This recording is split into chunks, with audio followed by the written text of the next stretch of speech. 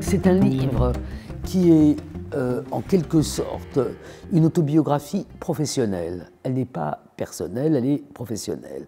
Ça veut dire que je raconte comment je suis passé d'un sujet à l'autre et je raconte aussi les anecdotes qu'on ne raconte jamais et qui font quand même le sel de la recherche. La recherche, c'est quelque chose qui est excitant, qui est joyeux aussi, même quand on travaille sur des sujets qui ne le sont pas. Donc c'est ça que j'ai voulu faire.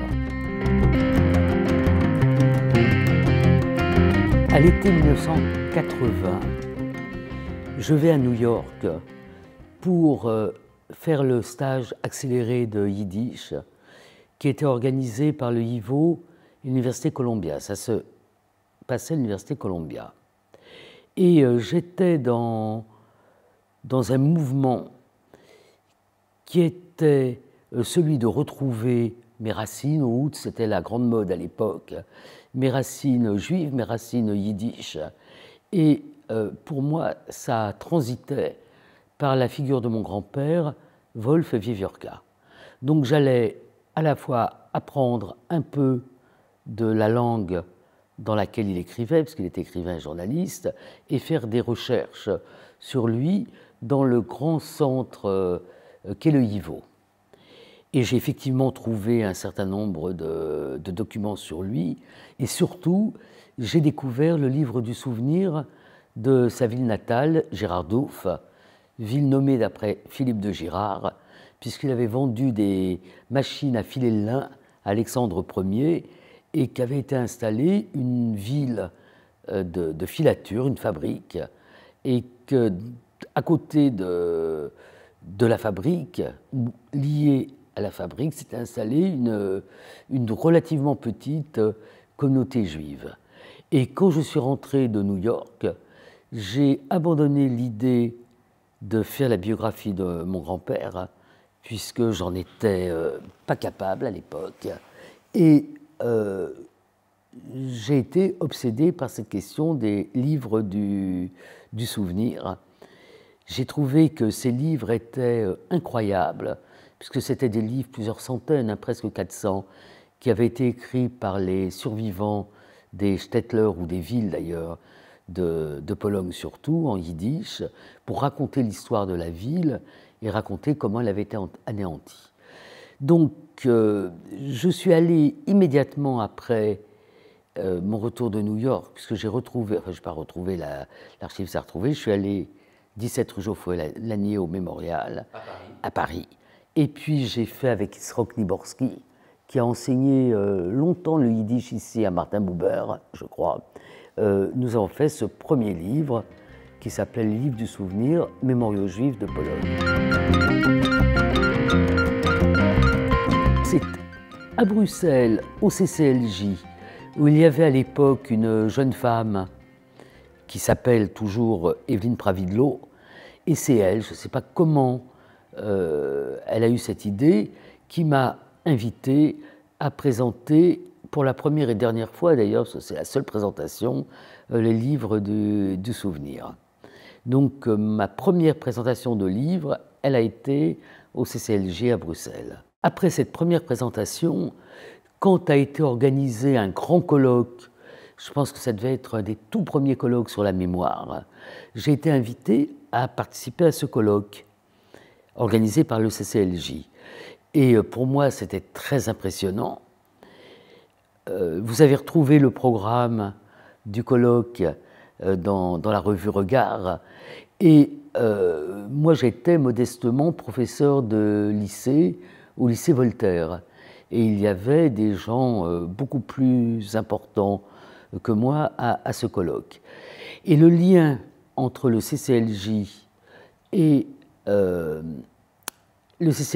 colloque et le 17 rue Geoffroy-Lanier, c'est le Centre de documentation juive contemporaine, c'est que j'ai eu l'idée pour ce colloque, spécialement pour ce colloque, de faire une étude sur le Centre de documentation juive contemporaine et ce qui est devenu le Mémorial de la Shoah, mais qui s'appelait dans les débuts le tombeau du martyr juif inconnu. Et c'est cette étude de ce lieu de mémoire que j'ai présenté à Bruxelles et que j'ai republié à plusieurs reprises. Cette étude, un peu enrichie, la dernière mouture étant dans Itinérance. Voilà, donc le CCLJ est important dans mon itinéraire et dans mon itinérance. Alors, Auschwitz, c'est le lieu où sont disparus mes grands-parents et toute une partie de ma famille. De le dire ici, c'est presque banal, hein. C'est quelque chose qui est arrivé à toutes nos familles. Jamais j'avais pensé que c'était un lieu réel. Et puis en 1988, je suis toujours professeur au lycée Voltaire. Je suis convoqué par le proviseur qui me demande si j'accepterais d'accompagner un groupe de 10 élèves, puisque le lycée Voltaire a été choisi comme un certain nombre d'autres établissements scolaires, pour faire ce premier voyage de lycéens à Auschwitz, un voyage qui a été organisé par l'Éducation nationale française et par le Congrès juif mondial. Donc nous sommes partis un charter avec, je ne sais pas, 200, enfin, on est arrivé à l'aéroport de Cracovie, qui ne s'appelait pas encore Jean-Paul II. On nous a chargés dans 4 cars et on a fait la visite de Birkenau et d'Auschwitz. Et quand le car a quitté Auschwitz I, c'est-à-dire les casernes en briques rouges, je me suis retourné et j'ai vu que du linge pendait aux fenêtres. Je me suis retourné parce que j'ai pensé que je n'irais plus jamais. Et effectivement, j'ai interrogé la guide polonaise qui m'a dit oui, c'est le linge des gens qui y habitent. Donc j'ai appris qu'étaient restés sur place des prisonniers politiques qui avaient aménagé le premier musée et qu'ils habitaient toujours sur place. Et c'est ce jour-là où j'ai compris, enfin j'ai déjà compris que je ne connaissais rien à Auschwitz, je l'avais compris quand j'avais retrouvé au YIVO à New York une lettre d'un écrivain yiddish du ghetto de Lodz, déporté à Auschwitz, qui avait survécu, qui est parti après en Israël, Isaïe Spiegel, et il disait « Wolf Wiewiórka m'a sauvé la vie en me donnant des dollars ». Donc l'idée qu'il y ait des dollars à Auschwitz, c'était quelque chose qui me semblait ahurissant. Après, j'ai beaucoup travaillé, je suis allé un nombre important de fois à Auschwitz.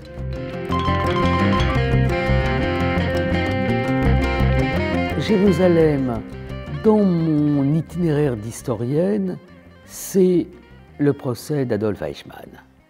Mais dans mon itinéraire personnel, c'est toujours 80-81, des années qui ont été des années charnières, où je suis allé pour la première fois à Jérusalem. Et la première fois à Yad Vashem. Et donc je le raconte, je vais à Yad Vashem. Yad Vashem, c'était tout petit. C'est-à-dire aujourd'hui, c'est immense. Aujourd'hui, il y a des expositions, c'est tout petit. Et je vais à la bibliothèque de Yad Vashem parce que, avec Yitzhak Liborski, nous n'avions pas trouvé le livre du souvenir de la ville de Kielce dans les bibliothèques à Paris. Or, pour nous, Kielce, c'est très important parce que nous avions fait, dans ce livre sur les mémoriaux juifs, le livre du souvenir des mémoriaux juifs de Pologne, nous avions fait un chapitre qui s'appelait « L'impossible retour ». Et dans « L'impossible retour en Pologne », le pogrom de 1946 à Kielce est très important. Donc on voulait absolument un texte sur Kielce. Et je vais donc à Yad Vashem, je ne parle pas hébreu, hein, et ils avaient donc le livre sur Kielce. Le livre était en hébreu, ou l'article qui m'intéressait était en hébreu, et à l'époque, ils n'avaient pas de photocopieuse. Donc j'ai négocié avec la bibliothécaire, j'ai laissé mon passeport en gage. Je dis descendu parce que, comme vous le savez, c'est sur les hauteurs, je suis descendu en ville, j'ai photocopié le texte qui m'intéressait, je suis allé rendre le livre et récupérer mon passeport. Donc la première fois que je suis allé à Yad Vashem, c'était dans ces années-là, 81, je ne me souviens plus exactement, et je suis retourné très souvent en Israël après ce premier voyage. Mais pour mon travail, c'est vraiment Eichmann.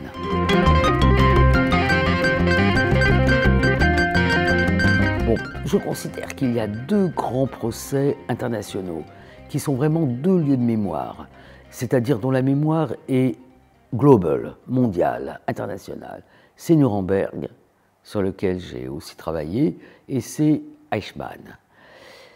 Mais Eichmann, c'est un moment décisif dans la construction de la mémoire de la Shoah, puisque c'est la première fois qu'on produit pour le grand public un récit séparé du génocide des Juifs, qu'on isole de l'ensemble de la criminalité nazie. Et puis aussi, c'est la première fois qu'on donne la place qu'on a donnée aux témoins.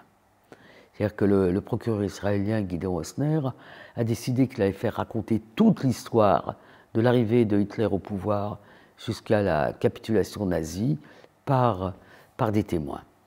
Et ça, c'est quelque chose qui m'a beaucoup intéressé. Et je pense toujours que ce sont les deux grands procès.